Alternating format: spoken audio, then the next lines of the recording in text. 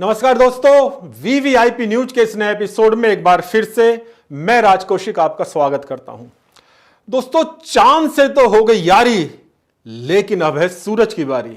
जी हां मित्रों, सूरज जिसे भाव जगत में जीवंत देवता माना जाता है, यानी ऐसा देवता जो हमें प्रत्यक्ष रूप से दिखाई दे रहा है और जिसके कारण हम सब जीवित हैं। विज्ञान भी मानता है कि सूरज है तो हम हैं।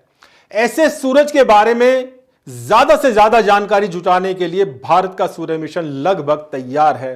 चंद्रयान 3 की सफलता के बाद खुद प्रधानमंत्री नरेंद्र मोदी ने इस मिशन की जानकारी दी, देश को बताया इसके बारे में। देखिए क्या कहा प्रधानमंत्री ने। हमने भविष्य के लिए कई बड़े और महत्वाकांक्षी लक्ष्य तय किए हैं। जल्द ही सूर्य के विस्तृत अध्ययन के लिए ISRO Aditya L1 mission launch करने जा रहा है। दोस्तों, भारतीय वैज्ञानिकों की सफलता का श्रेय लेने की राजनीतिक पार्टियों में होड़ मची हुई है। सोनिया गांधी ने जहां इसरो चेयरमैन को अलग से चिट्ठी लिखकर बधाई दी है, वहीं राहुल गांधी ने 1962 का जिक्र करते हुए इस सफलता का श्रेय जवाहरलाल नेहरू को देने का प्रयास किया है। वहीं ममता बनर्जी ने कहा है कि वैज्ञानिक किसी पार्टी के नहीं, देश के हैं। सपा प्रमुख अखिलेश यादव तो और भी 2 कदम आगे निकल गए और इस मिशन की सफलता में भी उन्हें हिंदू मुसलमान दिखाई दे रहा है। ईद मुबारक की तर्ज पर उन्होंने कहा है चांद मुबारक। मित्रों, इस संबंध में हो रही राजनीति पर हम बाद में चर्चा करेंगे। पहले बात करते हैं भारतीय वैज्ञानिकों की सफलता की और भविष्य की योजनाओं की। मिशन मून के तहत भारतीय अंतरिक्ष अनुसंधान संगठन यानी इसरो ने चंद्रयान 3 को चांद के साउथ पोल पर सफल लैंडिंग कर जहां इतिहास रच दिया है, वहीं इसरो द्वारा मिशन सन के तहत सूरज पर पहुंचने की तैयारियों को भी इन दिनों अंतिम रूप दिया जा रहा है। अगर सब कुछ ठीक रहा तो 2 सितंबर को PSLV रॉकेट के जरिए सतीश धवन अंतरिक्ष केंद्र श्रीहरिकोटा से आदित्य L1 को इसरो लॉन्च कर देगा। आदित्य यानी सूरज। आपको बता दूं कि इसरो का आदित्य L1 मिशन भारतीय अंतरिक्ष एजेंसी का सबसे कठिन मिशन है। इसरो चीफ S सोमनाथ ने हाल ही में कहा भी है कि यह भारत का पहला सूर्य मिशन है जो सूरज की स्टडी करेगा। इस अंतरिक्ष यान को सितंबर के शुरुआत में लॉन्च करने की तैयारी हो चुकी है। प्रोजेक्ट असेंबल किया जा चुका है और श्रीहरिकोटा प्रक्षेपण केंद्र पर लाया भी जा चुका है। इसरो के मुताबिक आदित्य L1 स्पेसक्राफ्ट में 7 तरह के वैज्ञानिक पेलोड्स होंगे। ये अलग अलग तरह से सूरज की स्टडी करेंगे। ये यान लगभग 5 वर्षों तक सूर्य का अध्ययन करता रहेगा। दोस्तों, जिस सूरज के अध्ययन की तैयारी की हम बात कर रहे हैं, उस सूरज के बारे में बहुत सी दिलचस्प जानकारियां हमारे पास हैं। उन्हें आपके साथ शेयर करने से पहले एक बार चंद्रयान 3 की सफलता के बाद के क्षणों का आनंद हम लेंगे। उसकी वजह यह है कि हम उस मनोबल को भी महसूस करना चाहते हैं जिसके कारण भारत को इस सफलता मिली। देखिए क्या पल थे वो और क्या कहा था प्रधानमंत्री नरेंद्र मोदी ने। मैंने वो फोटो देखी जिसमें हमारे मून लैंडर ने अंगद की तरह चंद्रमा पर मजबूती से अपना पैर जमाया हुआ है।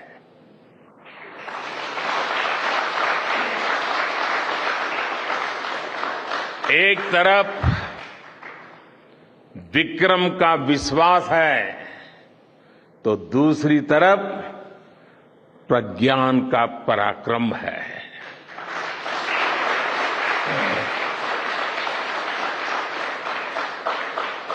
हमारा प्रज्ञान लगातार चंद्रमा पर अपने पद चिन्ह छोड़ रहा है।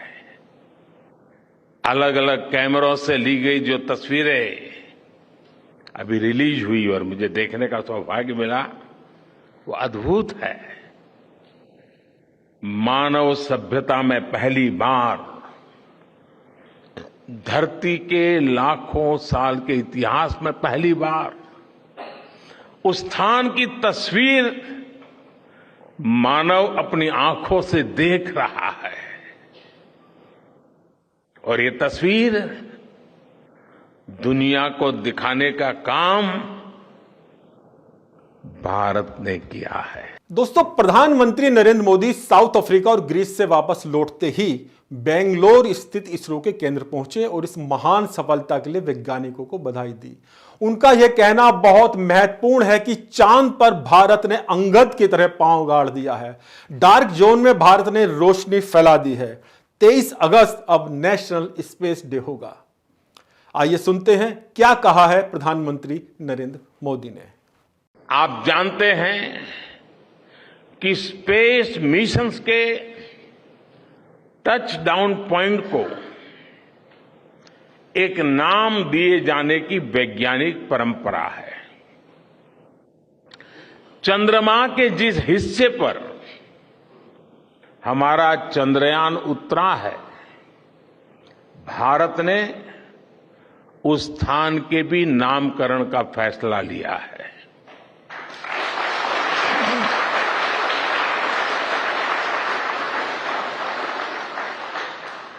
जिस स्थान पर चंद्रयान 3 का मून लैंडर उतरा है, अब उस पॉइंट को शिव शक्ति के नाम से जाना जाएगा। चंद्रयान 3 में देश ने, हमारी महिला वैज्ञानिकों ने, देश की नारी शक्ति ने कितनी बड़ी भूमिका निभाई है। चंद्रमा का शिव शक्ति पॉइंट सदियों तक भारत के इस वैज्ञानिक और दार्शनिक चिंतन का साक्षी बनेगा।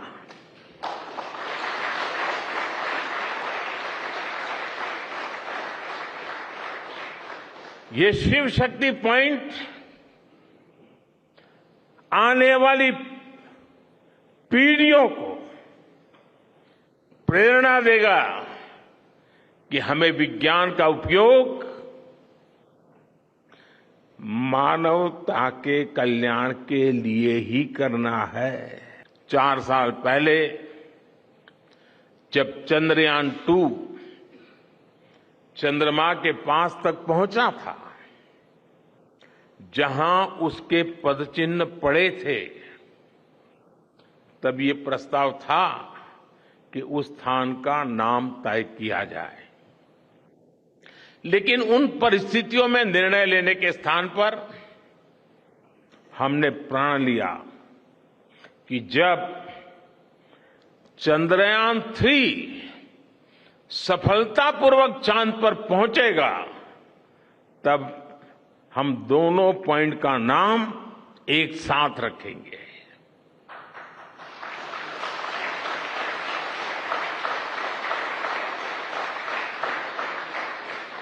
और आज मुझे लगता है कि जब हर घर तिरंगा है, जब हर मन तिरंगा है और चांद पर भी तिरंगा है, तो तिरंगा के सिवाय चंद्रयान 2 से जुड़े उस स्थान को और क्या नाम दिया जा सकता है।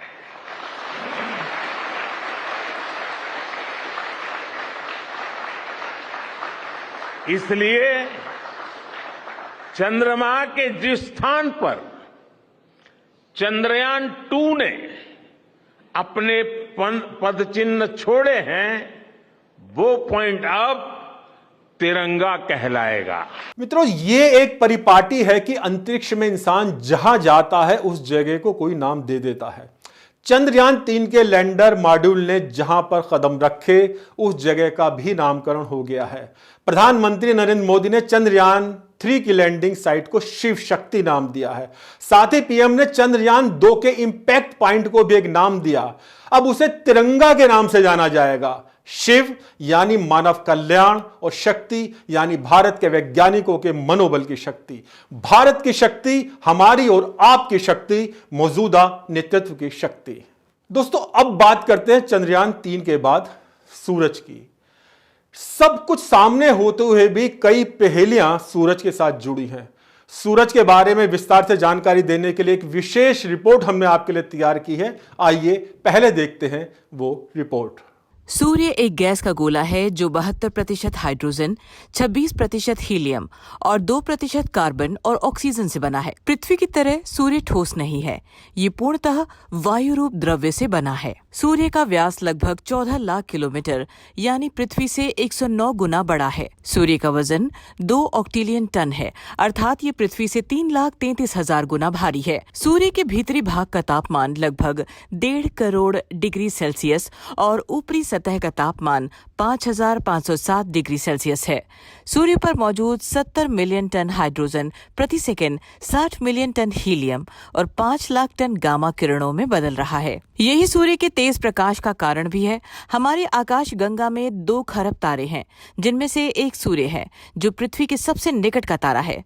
सूरज 4 अरब साल पुराना है। अभी इसके हाइड्रोजन को खत्म होने में और 5 अरब साल लगेंगे। सूर्य पृथ्वी से चंद्रमा की तुलना में 400 गुना अधिक दूर है और ये आकार में भी चंद्रमा से 400 गुना बड़ा है। सूर्य हमारे सौर मंडल का सबसे बड़ा पिंड है। ये इतना बड़ा है कि इसमें 13 पृथ्वी समा सकती है। सूरज की रोशनी को पृथ्वी तक पहुंचने में 499 सेकेंड यानी 8.3 मीटर का समय लगता है। जिस तरह पृथ्वी अपनी धुरी पर एक चक्कर पूरा करने में 24 घंटे लेती है, उसी तरह सूर्य को 25 दिन लगते हैं। सूर्य अब तक आकाश गंगा के 20 चक्कर लगा चुका है। इसे एक चक्कर पूरा करने में 2,500 लाख साल लगते हैं। पृथ्वी और सूर्य के बीच की दूरी बदलती रहती है। ऐसा इसलिए है क्योंकि पृथ्वी एक अंडाकार पथ में सूर्य के चारों ओर घूमती है। दोनों के बीच की दूरी 14.70 करोड़ से 15.20 करोड़ किलोमीटर के बीच रहती है। यानी पृथ्वी पर आपका वजन 1 किलोग्राम है तो ये सूर्य पर 27 किलोग्राम होगा, क्योंकि सूर्य का गुरुत्वाकर्षण बल पृथ्वी के गुरुत्वाकर्षण बल से 27 गुना अधिक है। सूर्य का गुरुत्वाकर्षण बल इतना प्रबल है कि 6 अरब किलोमीटर दूर स्थित प्लूटो भी अपनी कक्षा में घूम रहा है। यदि कोई वस्तु सूर्य के 20,22,000 किलोमीटर के दायरे में आती है तो सूर्य उसे अपनी ओर खींच लेता है।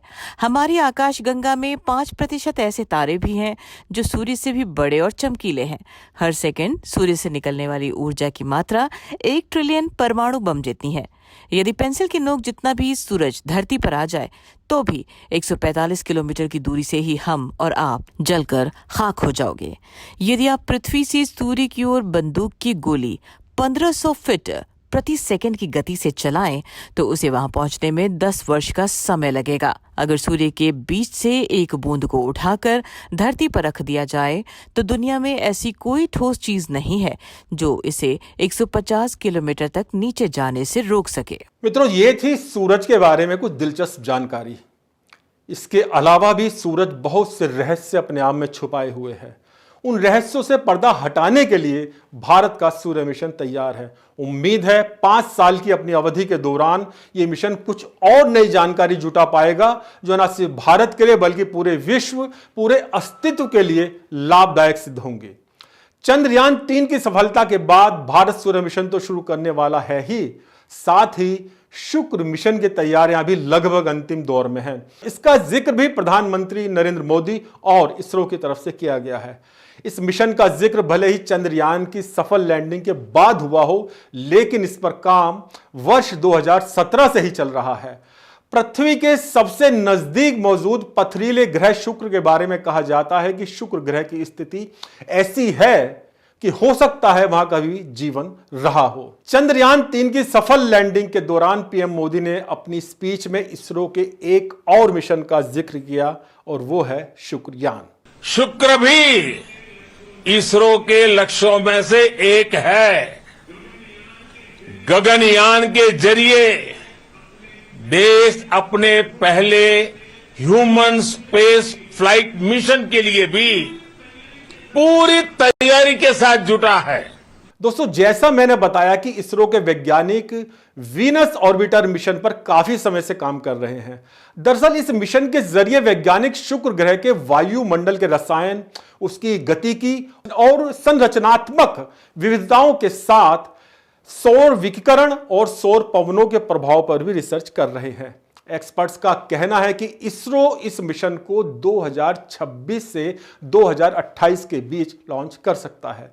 ऐसा इसलिए क्योंकि शुक्र ग्रह के लिए सही लॉन्च विंडो का समय 19 महीने में एक बार आता है, जब वो पृथ्वी के ज्यादा नजदीक होता है। दोस्तों, शाम के समय चांद के बाद सबसे ज्यादा चमकने वाला ग्रह शुक्र ही है। शुक्र ग्रह का नाम रोमन देवी वीनस के नाम पर रखा गया है, जो प्यार और सौंदर्य की देवी है। शुक्र ग्रह बादलों की परतों से ढका हुआ है, जिसके कारण इसकी सतह को देख पाना संभव नहीं है। इसी वजह से इस ग्रह को बेहद रहस्यपूर्ण माना जाता है। शुक्र ग्रह और पृथ्वी के आकार और संरचना में काफी समानताएं हैं, इसलिए इसे पृथ्वी का सिस्टर प्लेनेट भी कहा जाता है। खास बात यह है कि शुक्र ग्रह का अपना कोई चांद नहीं है। शुक्र ग्रह के बारे में विस्तार से आपको जानकारी देने के लिए हमने एक विशेष रिपोर्ट तैयार की है। आइए देखते हैं क्या कहती है वो रिपोर्ट। शुक्र ग्रह का व्यास 12,103 किलोमीटर है, जो कि पृथ्वी से 350 किलोमीटर ही कम है, और उसका भार भी पृथ्वी के भार का 81.5% है। माना जाता है कि शुक्र ग्रह की सेंट्रल कोर आयरन से बनी हुई है, बीच का भाग पथरीला है और ऊपरी सतह सिलिकेट से बनी हुई है। शुक्र ग्रह में एक दिन 1 साल से भी बड़ा होता है। ये अपनी दूरी पर एक चक्कर 243 दिन में पूरा करता है, लेकिन 225 दिन में ये सूर्य की एक परिक्रमा कर लेता है। सोलर सिस्टम के लगभग सभी ग्रह एंटी क्लॉकवाइज डायरेक्शन में रोटेट करते हैं, पर शुक्र ग्रह क्लॉकवाइज डायरेक्शन में अपने एक्सिस में रोटेट करता है, जिसे रेट्रोग्रेड रोटेशन कहते हैं। वैज्ञानिकों का मानना है कि किसी एस्टेरॉयड या किसी और ऑब्जेक्ट की भयानक टक्कर से शुक्र ग्रह की रोटेशन डायरेक्शन चेंज हो गई होगी, पर उसका एग्जैक्ट कारण क्या रहा होगा, ये अभी तक हम पता नहीं लगा पाए हैं। शुक्र की सतह का 80% भाग ज्वालामुखी से बना समतल मैदान है, और बाकी के भाग में 2 बड़े महाद्वीप हैं, जिसमें से एक उत्तरी गोलार्ध में स्थित है और दूसरा भूमध्य रेखा के दक्षिण में स्थित है। इस ग्रह पर लगभग 167 विशाल ज्वालामुखी है, जो 100 किलोमीटर के क्षेत्रफल में फैले हुए हैं। यहाँ पर चल रही ज्वालामुखी गतिविधियों के प्रमाण हमें वेनेरा 11 और वेनेरा 12 से प्राप्त हुए, जो कि शुक्र ग्रह में उतारे जा चुके प्रोड में से हैं। सतह पर उतरने के बाद इन प्रोड ने बड़े ही रहस्यमयी घटना को रिकॉर्ड किया कि शुक्र ग्रह की सतह पर लगातार बिजली गिर रही थी और इससे गड़गड़ाहट भी हो रही थी। विचित्र बात तो ये है कि शुक्र ग्रह पर वर्षा ही नहीं होती। इस घटना ने वैज्ञानिकों को हैरत में डाल दिया था। इस ग्रह का साइज और वजन लगभग पृथ्वी के बराबर होते हुए भी कोई भी एस्ट्रॉयड शुक्र ग्रह के एटमॉस्फेयर में एंटर होते ही क्रश हो जाएगा, क्योंकि इस ग्रह का एटमॉस्फेयर प्रेशर पृथ्वी के एटमॉस्फेयर प्रेशर से 92 गुना ज्यादा है। शुक्र ग्रह की जानकारी और स्टडी के लिए सबसे पहले स्पेस प्रोड वेनेरा 1 रशिया ने सन 1961 में भेजा था, मगर सफलता हाथ नहीं लगी थी और बीच में ही इससे कॉन्टैक्ट टूट गया था। इसके बाद सन 1962 में यूएसए ने मैरिनर 1 भेजा, जो कि सफल रहा। सन 1966 में सोवियत संघ द्वारा भेजा गया वेनेरा 3 पहली बार शुक्र ग्रह की सतह पर उतरा। इसके बाद अनेक मिशन शुक्र ग्रह की ओर भेजे गए। शुक्र ग्रह पर आखिरी बार सन 2006 में वीनस एक्सप्रेस स्पेसक्राफ्ट भेजा गया, जिसने अनेकों जानकारी हमें भेजी, और आखिर 2015 में इसे भी डी ऑर्बिट कर दिया गया। दोस्तों, ये थी सूरज और शुक्र के बारे में दिलचस्प जानकारियां। इनका और अधिक खुलासा करने के लिए भारतीय वैज्ञानिक जी जान से लगे हुए हैं। एक तरफ वैज्ञानिक प्रयास हैं, सफलताएं हैं, तो दूसरी तरफ उनका श्रेय लेने की राजनीतिक कोशिशें भी हैं, सियासी होड़ मची हुई है। हम उस विवाद में बहुत ज्यादा ना जाते हुए इतना जरूर कहेंगे कि सत्तारूढ़ पार्टी हो या विपक्षी दल, उन्हें आपस में कभी भी इस तरह नहीं उलझना चाहिए कि उसका कोई कुप्रभाव वैज्ञानिक मनोबल पर पड़ने लगे। भारतीय वैज्ञानिक जो कुछ भी कर रहे हैं वो भारत के लिए तो महत्वपूर्ण है ही, लेकिन उसका लाभ पूरी दुनिया को मिलता है, संपूर्ण मानव जाति को मिलता है। इन प्रमाणिक तथ्यों से कोई इनकार नहीं कर सकता कि 2014 से पहले इसरो के बहुत से मिशन फंड की कमी के कारण रुके हुए थे।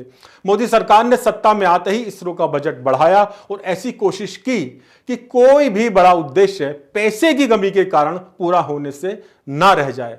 सरकारी आंकड़ों के मुताबिक मनमोहन सिंह की सरकार ने सन 2013 में साइंस बजट 5400 करोड़ और स्पेस बजट 5615 करोड़ रखा था। दूसरी तरफ मोदी सरकार ने 2022 में साइंस बजट 14,217 करोड़ और स्पेस बजट 12,543 करोड़ आवंटित किया है। इसरो के पूर्व अध्यक्ष डॉक्टर जी माधवन नायर ने खुलासा किया है कि चुनावी लाभ के लिए कांग्रेस की लीडरशिप वाली यूपीए सरकार ने मिशन को डाइवर्ट किया था और चंद्रयान 2 को रोककर मंगल मिशन कराया था। पक्ष और विपक्ष दोनों से अनुरोध है कि राष्ट्र हित में इन विवादों को भूलकर हमारे साथ मिलकर बोलें, भारत के वैज्ञानिकों की जय, भारत के वैज्ञानिकों की जय, भारत के वैज्ञानिकों की जय। धन्यवाद मित्रों, अब आपसे विदा लेता हूं। यह एपिसोड आपको कैसा लगा अपने कमेंट जरूर लिखिए और सब्सक्राइब करना बिल्कुल ना भूलिएगा। VVIP news. नमस्कार।